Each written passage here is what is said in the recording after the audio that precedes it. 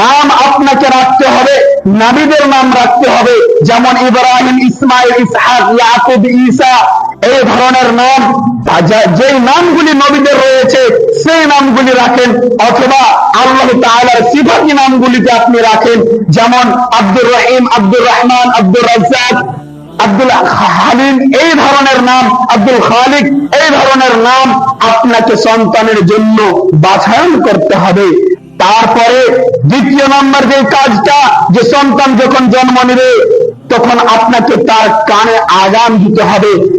আপনাকে এটা অনুভব করাতে হবে যে এই পৃথিবীতে সন্তানটা আসার পরে যেন সবচেয়ে প্রথমে তার কানে এই আল্লাহ রাব্বুল আলামিনের নামটা পৌঁছে যায়, যে এক আল্লাহ রাব্বুল আলামিন হচ্ছেন ইবাদতের লায়ক এবং তিনি হচ্ছে মহান। আযান দিয়ে আপনাকে তার কানে এই কথা বুঝিয়ে দিতে হবে। তারপরে মুসলিম সমাজ আপনাকে সন্তানকে ভালোভাবে লালন পালন করতে হবে। তো ভালোভাবে কেমন লালন পালন করতে হবে আর আমাদের সমাজে কেমন লালন পালন করা হয়, দুটোই কথা আমি আপনাকে বলবো। মুসলিম সমাজ একটা সন্তানের ভালোভাবে লালন পালন সম্পর্কে রাসূল সাল্লাল্লাহু আলাইহি ওয়াসাল্লাম বলেন, আন আবি হুরায়রা রাদিয়াল্লাহু তাআলা আনহু قال قال النبي صلى الله عليه وسلم ما من مولود يولد على الفطرة فأبواه يحودانه أو ينصرانه أو يمجسانه। সন্তান যখন জন্ম নেয় সেই ইসলামের তরিকাতে জন্ম নেয়, সেই ইসলামের নীতিমালাতে জন্ম নেয়, কিন্তু তার পিতামাতা তারা চাইলে তাকে ইহুদি বানিয়ে দেয়, চাইলে তাকে নাসরানি বানিয়ে দেয়, চাইলে তাকে মাজুসি বানিয়ে দেয়, চাইলে তাকে মুনাফিক বানিয়ে দেয়। তারা যে ব্যবহারটা সেই সন্তানের সামনে করবে সেরকমই সন্তান শিখবে। তো মুসলিম সমাজ একথা রাসূল সাল্লাল্লাহু আলাইহি ওয়াসাল্লাম বলেন। এবার আসি এই হাদিসের বিশ্লেষণে, আমাদের সমাজে কেমন ভাবে সন্তানকে লালন পালন করা হয়। মুসলিম সমাজ, রাসূল সাল্লাল্লাহু আলাইহি ওয়াসাল্লাম বললেন যে সন্তান হচ্ছে এমন একটা জিনিস যে তার মা বাবাকে যে কাজটা করতে দেখবে সে সেটাই শিখে নেবে। মুসলিম সমাজ, এখন আপনার সন্তান যদি 2 বছরের রয়েছে, আপনি তাকে বে বললে, এই বেটা, এই ধরনের কথা বললে, আপনি তাকে বে করে বললে সে বে বলবে। আর আপনি যদি বলেন এই বাবু শুনো, আপনি যদি তাকে তুমি আমি বলেন, সে ছেলেটা তুমি আমি শিখবে। আপনি যদি তাকে কথায় কথায়, আমাদের সমাজে অনেক গালি রয়েছে যেগুলো এই বক্তব্যের মাঝে বলা সম্ভব নয়, আমরা সকলেই জানি।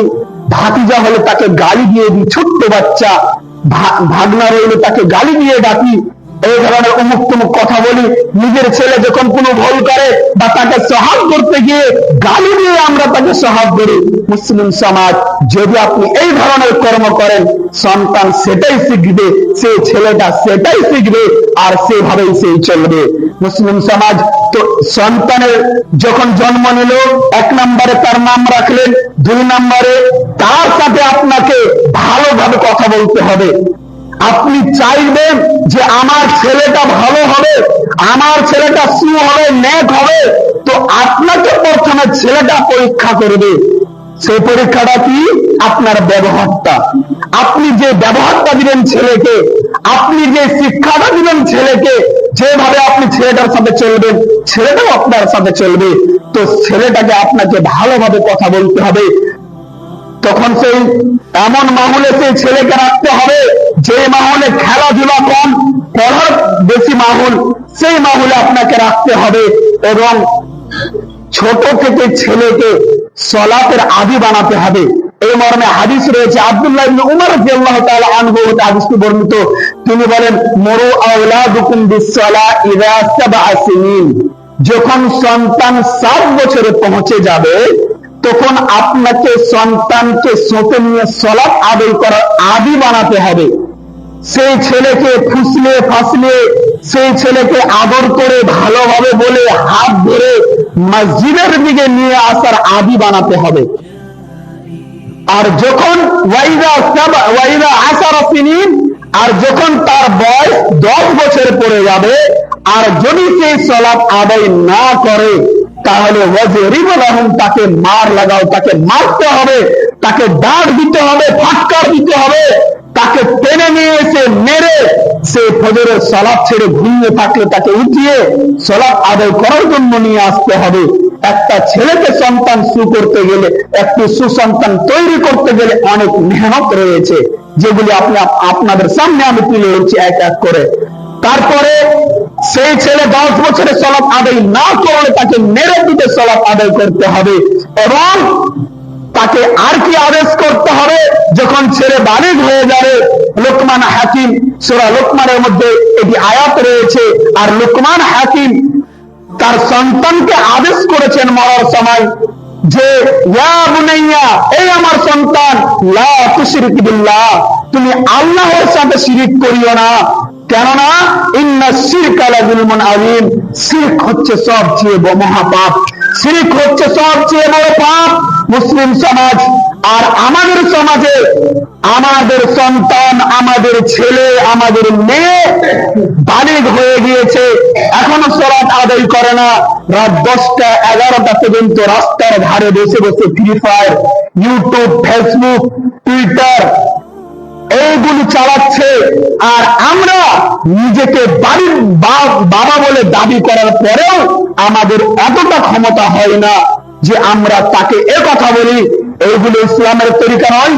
আমি তো তোমাকে দেখতে চাই না একজন পাপী দেখতে চাই না, আমি তো তোমাকে দেখতে চাই না একজন লুচ্চা হিসাবে, আমি তো তোমাকে দেখতে চাই না একজন লাফাঙ্গা হিসাবে, আমি তো তোমাকে দেখতে চাই একজন ভালো আলেম হিসাবে, বা আমি তো তোমাকে দেখতে চাই একজন ভালো ছেলে হিসাবে।